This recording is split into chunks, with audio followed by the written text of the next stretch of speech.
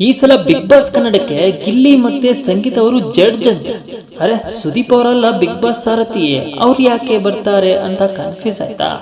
Don't worry, Gilli ಸಂಗೀತ ಬಂದು ಏನ್ ಮಾಡ್ತಾರೆ ಅಂತ ನಾನು ಹೇಳ್ತೀನಿ.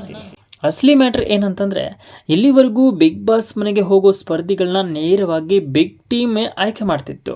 ಆದರೆ ಈ ಬಾರಿ ಆಟ ಬದಲಾಗಿದೆ. ಯಾಕಂದ್ರೆ ಈ ಸರಿ ಕಾಮನ್ ಮ್ಯಾನ್ ಬಿಗ್ ಬಾಸ್ ಮನೆಗೆ ಎಂಟ್ರಿ ಕೊಡ್ತಿರೋದು ಎಲ್ರಿಗೂ ಗೊತ್ತು. ಆದ್ರೆ ಕಾಮನ್ ಮ್ಯಾನ್ ಸೆಲೆಕ್ಟ್ ಆಗೋರಿಗೆ ಮತ್ತೊಂದು ದೊಡ್ಡ ಸವಾಲ್ ಬಿಗ್ ಬಾಸ್ ಕೊಟ್ಟಿದೆ. ಅದೇ ನೋಡಿ ಬಿಗ್ ಬಾಸ್ ಅಗ್ನಿ ಪರೀಕ್ಷೆ. ಹೌದು, ಈ ಅಗ್ನಿ ಪರೀಕ್ಷೆಯಲ್ಲಿ ಗೆದ್ದವರು ಮಾತ್ರ ಅಧಿಕೃತವಾಗಿ ಬಿಗ್ ಬಾಸ್ ಮನೆಗೆ ಎಂಟ್ರಿ ಕೊಡ್ತಾರಂತೆ. ಆದ್ರೆ ಈ ಬಾರಿ ಕಾಮನ್ ಮ್ಯಾನ್ ಮನೆಗೆ ಹೋಗೋದು ಅಷ್ಟು ಸುಲಭವಲ್ಲ ನೋಡಿ. ಟಾಸ್ಕ್, ಚಾಲೆಂಜ್, ಪರ್ಫಾರ್ಮೆನ್ಸ್ ಎಲ್ಲವನ್ನು ಗೆದ್ದು ಕಾಮನ್ ಮ್ಯಾನ್ ಬಿಗ್ ಬಾಸ್ ಮನೆಗೆ ಎಂಟ್ರಿ ಕೊಡಬೇಕಾಗುತ್ತದೆ.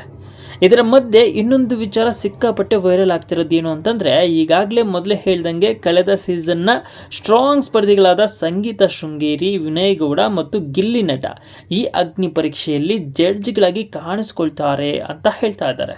ಇದೇ ಏನಾದರೂ ನಿಜವಾದ್ರೆ ಬಿಗ್ ಬಾಸ್ ಆರಂಭದಲ್ಲೇ ಬಿಗ್ ಬಾಸ್ಗೆ ಒಳ್ಳೆ ಐಫ್ ಅಂತೂ ಸಿಗೋದು ಪಕ್ಕಾ ನೋಡಿ. ಇದ್ರ ಜೊತೆಗೆ ಕಲರ್ಸ್ ಕನ್ನಡದವರು ಈಗಾಗಲೇ ಸುದೀಪ್ ಅವರು ಇರುವ ಪ್ರೋಮೋವೊಂದನ್ನು ಬಿಟ್ಟಿದ್ದಾರೆ. ಈಗಾಗಲೇ ನೀವು ನೋಡೇ ಇರ್ತೀರಾ. ಅದರಲ್ಲಿ the big wait is over ಅನ್ನೋ ಟ್ಯಾಗ್ ಲೈನ್ ಜೊತೆಗೆ ಕಿಚ್ಚ ಸುದೀಪ್ ಅವರು ಹೊಸ ಲುಕ್ನಲ್ಲಿ ಕಾಣಿಸ್ಕೊಂಡಿದ್ದಾರೆ. ಇನ್ನು ಸುದೀಪ್ ಅವರ ಶಾರ್ಟ್ ಹೇರ್ ಸ್ಟೈಲ್ ಮತ್ತು ಸ್ಟೈಲಿಶ್ ಲುಕ್ ನೋಡಿ ಅಭಿಮಾನಿಗಳು ಫುಲ್ ಖುಷಿಯಾಗಿದ್ದಾರೆ ಅಂತಲೇ ಹೇಳ್ಬೋದು. ಇನ್ನು ಪ್ರೋಮೋದಲ್ಲಿ ಕಿಚ್ಚ ಹೇಳಿದ ಡೈಲಾಗ್ ಕೂಡ ಸಿಕ್ಕಾಪಟ್ಟೆ ವೈರಲ್ ಆಗ್ತಿದೆ.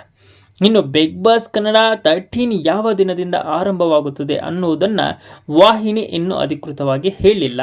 ಆದರೆ ಸೆಪ್ಟೆಂಬರ್ ತಿಂಗಳಲ್ಲಿ ಹೊಸ ಸೀಸನ್ ಆರಂಭವಾಗುವ ಸಾಧ್ಯತೆ ಇದೆ ಎಂದು ಹೇಳ್ತಿದ್ದಾರೆ.